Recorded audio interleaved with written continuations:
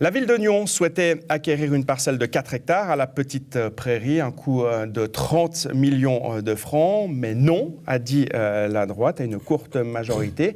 45 voix contre 42, c'était lors de la dernière séance du conseil communal. Un refus qui a fait bondir la gauche. Pierre Wallen, bienvenue, vous êtes le chef du groupe des Verts. Alors la gauche, elle regrette cette décision, car il y avait là la possibilité vraiment de mettre la main sur l'une des dernières parcelles constructibles disponibles en ville de Nyon.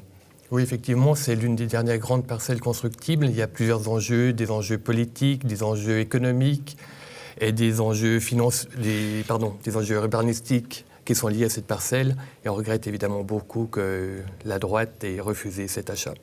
Alors l'objectif de la municipalité, c'était de pouvoir y construire des logements, une zone artisanale. Il faudra trouver autre chose alors. Il y a plusieurs questions. La première, c'est que vous savez qu'aujourd'hui, il y a des quotas pour développer les villes et qu'on ne peut plus bâtir autant que l'on veut. Donc la question pour la ville de Nyon, c'était de prioriser ces développements. Et ce dont Nyon a besoin aujourd'hui, c'est de développer le centre-ville. Donc l'idée, c'était d'une certaine manière de geler pour une certaine période cette parcelle, de manière à pouvoir construire au centre-ville qui a besoin de logements supplémentaires, qui a besoin d'activités pour renforcer l'attractivité et la vie du centre-ville. Donc ça, c'était un des enjeux de cet achat, c'était de pouvoir prioriser des développements là où ils sont nécessaires et de les retarder autant que faire se peut, là où c'est moins urgent. Et puis le deuxième, évidemment, c'est dans le moyen et de long terme, mettre à disposition des futures municipalités un vaste terrain. 4 hectares, c'est l'équivalent pratiquement de la vieille ville de Nyon, c'est gigantesque. Des logements à des loyers abordables, des surfaces pour des activités, pour des start-up, pour des petites entreprises, toutes sortes de choses qui auraient fait que la ville pouvait devenir un acteur de son développement plutôt que de subir comme elle le fait beaucoup trop régulièrement. Est-ce que ce montant de 30 millions, qui est quand même conséquent, même si on le disait, c'était en dessous des prix du marché, est-ce que ce montant a peut-être pas aussi eu une influence sur la décision de la droite? Alors 30 millions, ça peut paraître effectivement beaucoup. La valeur du terrain, elle est fonction de ce que l'on peut bâtir dessus. Aujourd'hui, ce terrain est en zone villa. Une planification a été envisagée pour augmenter son occupation et donc sa valeur. Et ces 30 millions, c'est la fourchette, l'estimation basse de sa valeur, parce qu'en augmentant sa capacité constructive, on pouvait en doubler sa valeur.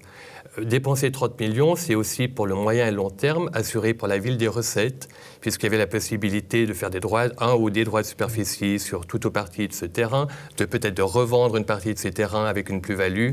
Donc on se prive aussi, en refusant cet achat, de recettes.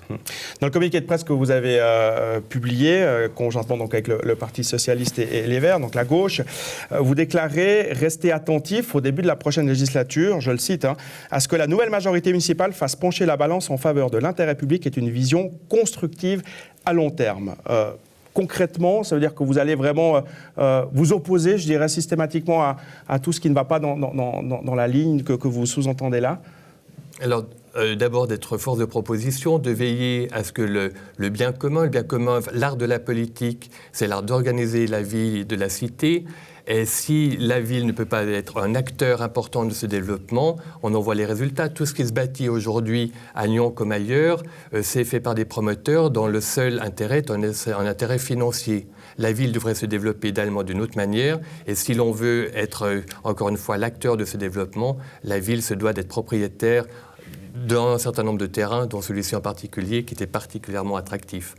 Alors, nous serons force de proposition autant que faire se peut. Nous essaierons de convaincre la majorité de droite.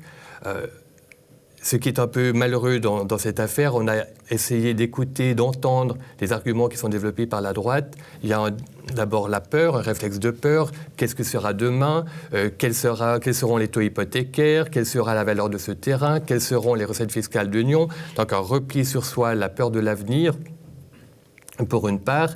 Et pour une part, c'est effectivement quel est le rôle que doit jouer une collectivité publique dans le développement de sa ville. Et visiblement, nous n'avons pas les mêmes vues que la droite. Ce qui est dommage dans cette histoire, c'est qu'un certain nombre de personnes de la droite auraient souhaité vraisemblablement prendre une autre décision, mais qui se sont rangées avec un très grand ordre derrière les leaders de la droite, alors que certains auraient certainement pris une autre décision, imposition, s'ils l'avaient pu. Merci beaucoup, Pierre Wallen, d'être venu sur ce plateau pour nous en parler.